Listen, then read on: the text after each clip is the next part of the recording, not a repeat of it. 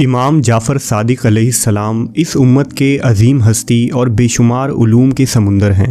امام جعفر ہی کے تعلیمات اور علمی فیض سے فقہ، شریعت اور معاملات کی دولت اس امت کو ملی۔ امام کا علم صرف فقہ، حدیث اور علم الکلام تک ہی محدود نہیں تھا، بلکہ فزکس، کیمیا، طب اور بے شمار جدید علوم کی ابتدا بھی آپ ہی سے ہوئی۔ جعفر صادق صرف امام عرب ہی نہیں ہیں، بلکہ مغربی دنیا اور یورپی ممالک نے بھی آپ کے علم کو تسلیم کیا ہے اور آپ کی لکھی ہوئی کتابوں کو اپنی زبان میں ترجمہ کر کے جدید سائنس کی بنیاد رکھی۔ آج دنیا جس سائنس اور ٹیکنالوجی کی بنیاد پر خلاؤں کو تسخیر کر رہی ہے، اس کی بنیاد نبی کریم صلی اللہ علیہ وسلم کے اسی فرزند نے دنیا کے سامنے لایا تھا۔ امام جعفر بن محمد ربیع الاول 80 ہجری میں مدینہ منورہ میں پیدا ہوئے۔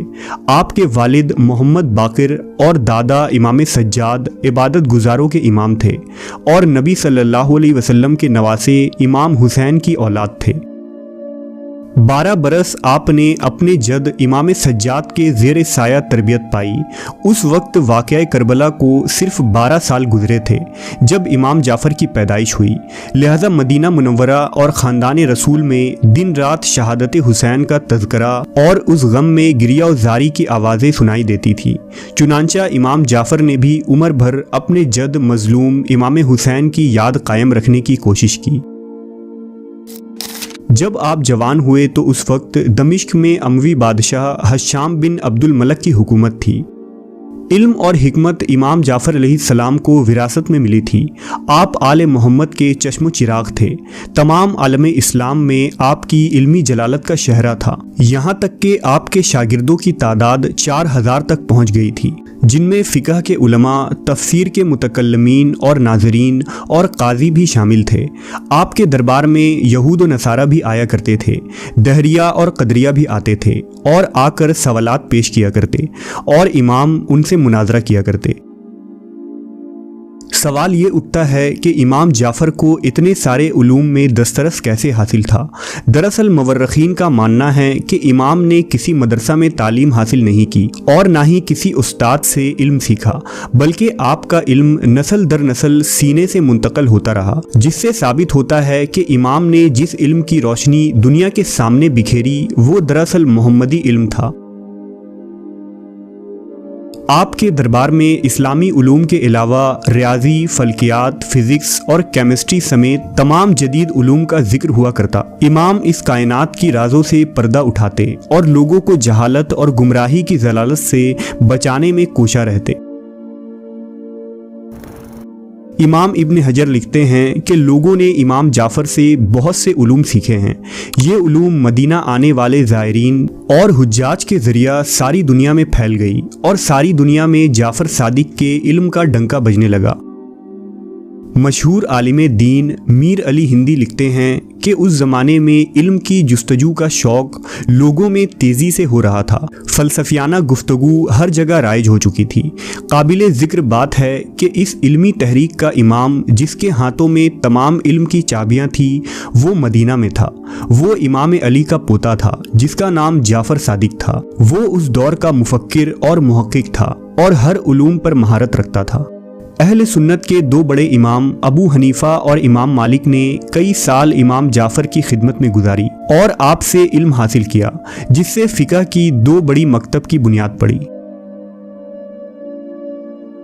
اس ترقی یافتہ دنیا میں ہوا میں اڑتے جہاز، خلا میں منڈلاتے سفینوں سے لے کر سمندر میں تیرتی کشتیاں، جگمگاتے شہر کی روشنیاں، مشینیں اور دوائیاں، غرض ہر چیز علم کیمیا کی دین ہے، اور اس علم کیمیا کی بنیاد امام جعفر علیہ السلام کے شاگرد خاص جابر بن حیان طرطوسی نے رکھی تھی، جنہیں فادر آف کیمسٹری کے لقب سے نوازا جاتا ہے۔ جابر بن حیان نے قریب 500 کتابیں صرف علم کیمیا پر لکھیں، جنہیں آج بھی یورپ کے یونیورسٹیوں میں پڑھایا جاتا ہے۔ اسی طرح مشہور ہے کہ برطانیہ کا سائنسداں جوزف پریسٹلی نے سب سے پہلے آکسیجن کا انکشاف کیا تھا، جبکہ اس سے 1000 سال پہلے اس حقیقت سے سب سے پہلے امام جعفر نے پردہ اٹھایا اور بتایا تھا کہ ہوا عنصر بسیط نہیں بلکہ مختلف عناصر کا مرکب ہے، جس میں سے بعض اجزاء ہر زندہ موجود کے سانس لینے میں مدد کرتی ہے۔ انعکاس نور یعنی ریفلیکشن آف لائٹ کے متعلق بھی سب سے پہلے امام جعفر نے فلسفہ پیش کیا تھا۔ ریفلیکشن آف لائٹ کے متعلق امام کے نظریات کتابوں میں موجود ہیں۔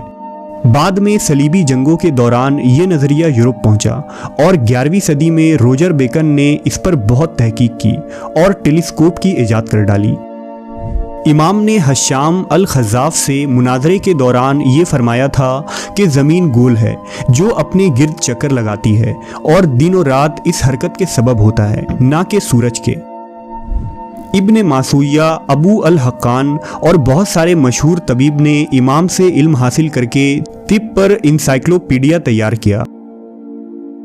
شوال 148 ہجری کو منصور عباسی خلیفہ کے دور میں جب ملوکیت ہر طرف ظلم و بربریت مچا رہی تھی اور کلمہ حق کہنا مشکل ہو گیا تھا، اس فتنے کے دور میں امام جعفر نے باطل کے آگے سر جھکانے سے انکار کر دیا، جس کے نتیجے میں آپ کو شہید کر دیا گیا۔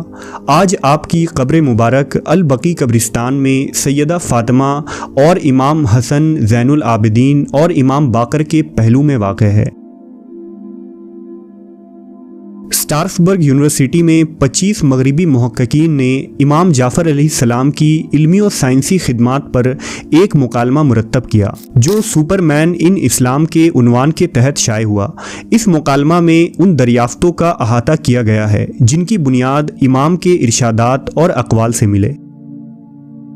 امام جعفر علیہ السلام کی سیرت ہمیں یہ سکھاتی ہے کہ علم سے مراد صرف علم دین نہیں ہے، بلکہ وہ سارے علوم جن کا تعلق انسانی اور معاشرتی ترقی سے ہو، خواہ وہ فزکس، کیمسٹری، بایولوجی یا میتھمیٹکس ہو، علم کے احاطے میں آتا ہے، جس کی ابتدا اس امت کے ائمہ یعنی آل محمد سے ہوئی تھی اور جس علم کو حاصل کرنا ہر مسلمان پر فرض ہے۔